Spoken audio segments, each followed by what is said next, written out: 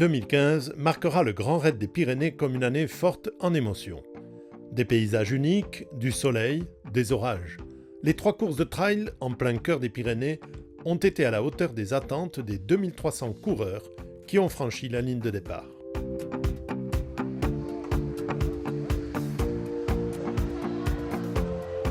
Je viens de Bretagne, de Vaud, à côté de Vannes, centre-Bretagne, et je viens pour terminer la course, vraiment correctement. J'espère aller jusqu'au bout. Voilà, j'ai pas d'objectif particulier, juste finir bien. We are coming from Japan and Nous venons du Japon pour courir l'Ultra. Nous espérons finir la course en moins de 35 heures. Je me suis arrêté à 125 km l'année dernière, cuit. Donc cette année, objectif de finir plus tranquillement peut-être, en me mettant un peu moins la pression, en profitant encore plus des paysages. Non, j'ai fait un petit peu de dénivelé, je suis venu faire des stages en montagne un petit peu. Et puis sinon, du fractionné en côte, dans nos petites montagnes qui culminent à 160 mètres dans le nord. Voilà. Oui, on est en famille là. Les 4 filles et puis l'épouse et puis moi-même. Oui, quand on peut, on essaye de suivre sur les courses. Il y a des fois, c'est pas possible quand ça tombe sur des week-ends, mais là, c'est les vacances, donc on passe nos vacances ici. On ne sait jamais ce qui peut arriver, une blessure, de se perdre. Donc c'est important d'avoir un matériel de sécurité au cas où.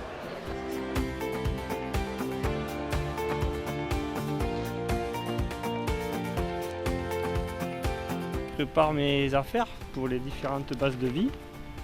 Parce que comme on ne sait pas trop la météo qu'on va avoir, la condition qu'on peut avoir à un moment donné, donc il faut essayer de prévoir toutes les options possibles.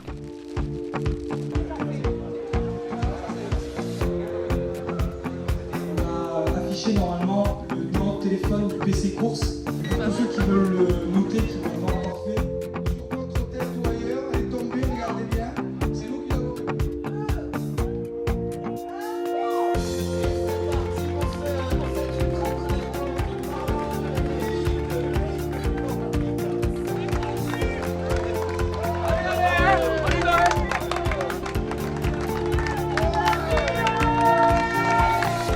L'Ultra, c'est 160 km de course non-stop avec 10 000 mètres de dénivelé positif. Au départ de Viellore, le parcours franchit le col de Portette dans la station de Saint-Lary avant de poursuivre vers les lacs de Bastan et de Grésiol. Au point de contrôle des Merlans, juste après le col de Portette, c'est Jérôme Fournier qui pointe en tête avec 4 minutes d'avance sur ses 2 premiers poursuivants, Julien Courbet et Cédric Chavet. Jérôme Fournier va tenir sa position sur le premier tiers du parcours. Il passe en tête à la Mongie. Julien Courbet et Cédric Chavet, ses 2 poursuivants, sont toujours groupés.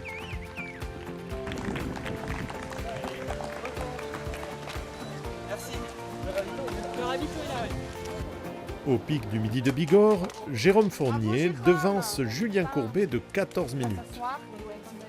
Il peut descendre sereinement tandis que le beau temps se confirme.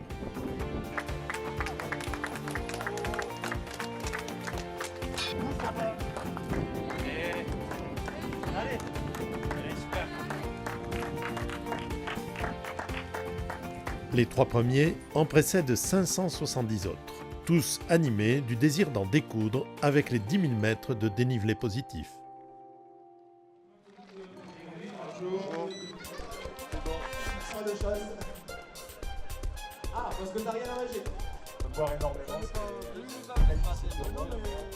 Beaucoup de trail, je suis à La Réunion effectivement, je fais beaucoup de trail et du bénévolat sur les courses à La Réunion. Le Grand Raid des Pyrénées a attiré mon attention sur internet, voilà, je m'y suis inscrit. Ça me permet de venir découvrir et puis de rajeunir un petit peu parce que j'étais venu faire du ski à Saint-Lary il y a 50 ans. Donc voilà, je redécouvre. C'est presque ma première fois dans les Pyrénées et je ne suis pas française non plus, donc je suis américaine. Donc ça fait plaisir de découvrir. J'ai bien sûr tracé sur la carte pour voir le parcours et tout, mais ça va être à la découverte. Les 564 concurrents se préparent à affronter 7000 mètres de dénivelé positif et 120 km d'un parcours qui flirte avec les sites les plus prestigieux des Pyrénées, comme les cirques d'Estobé et de Gavarnie.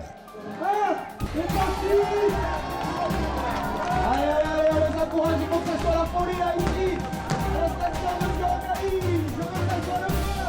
Voilà les bâtiments,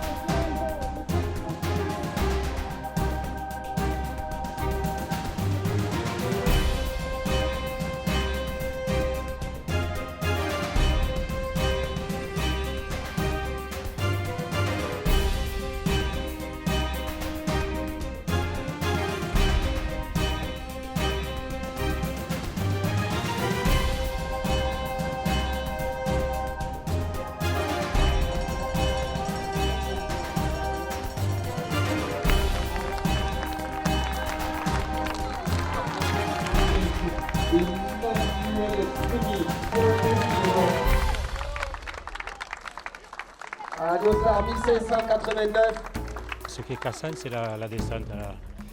Là, il y a 1h30 de descente. Bon, ça entame un peu les cuisses. On a beaucoup transpiré aussi.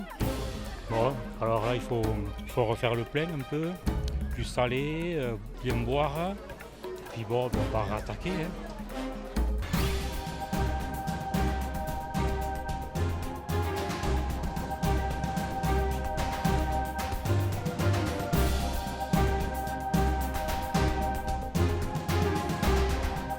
La journée avançant, c'est une forte chaleur qui tombe sur les coureurs, les forçant à boire souvent et les faisant souffrir.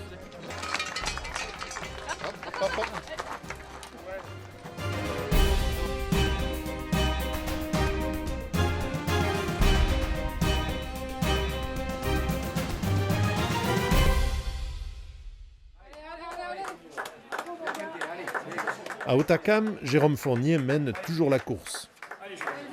Au Versti. De Versti, vous dîmez 3 doses au Versti. Allez, Jérôme, allez. Derrière Jérôme, Julien Courbet est toujours là, à 16 minutes.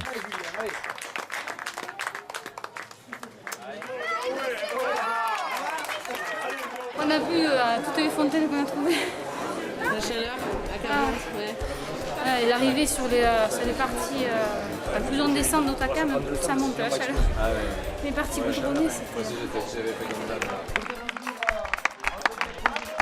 Frédéric Laxalde a pris la tête du Tour des Cirques entre Gavarnie et Luce. Il conservera son avance presque jusqu'à l'arrivée, mais une chute lui coûtera la victoire.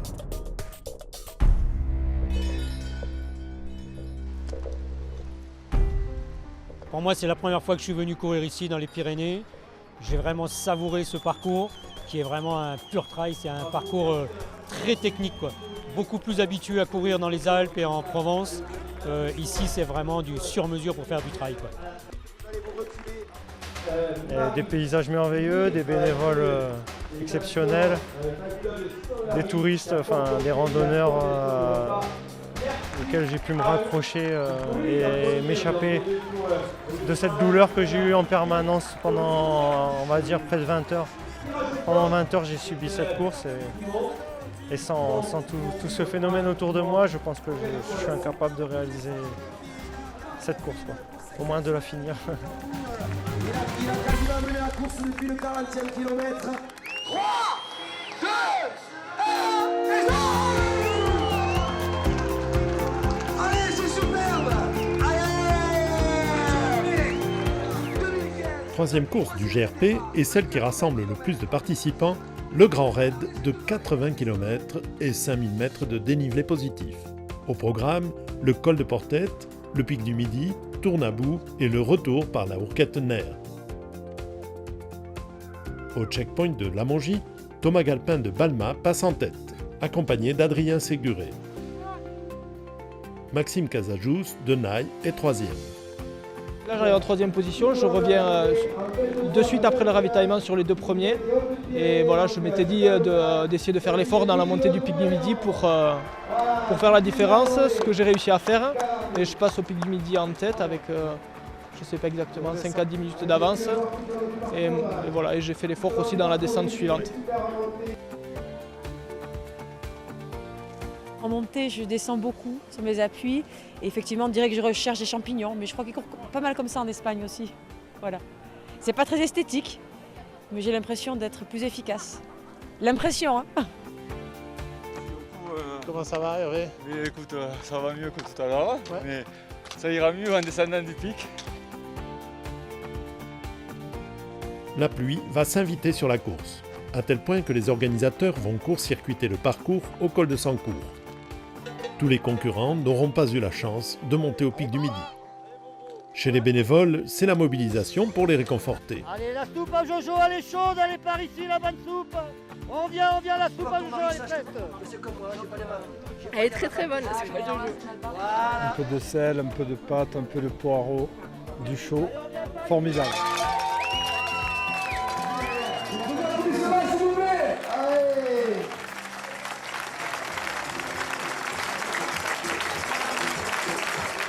À partir de Tournabou, les trois courses se rejoignent, mêlant les dossards jaunes du 80, verts du 120 et bleus du 160. C'est ensuite la magnifique traversée du secteur des lacs.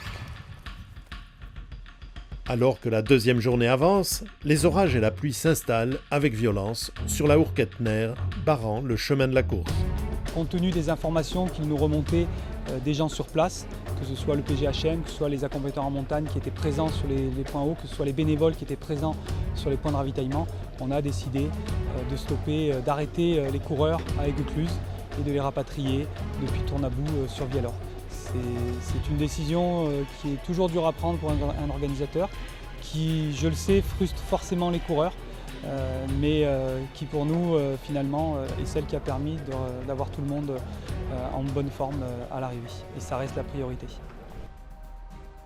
Malgré ce contretemps, l'édition 2015 du GRP restera comme une très belle épreuve dans de splendides paysages, portés par une formidable équipe de 450 bénévoles, tous dévoués au bien-être et à la sécurité des coureurs.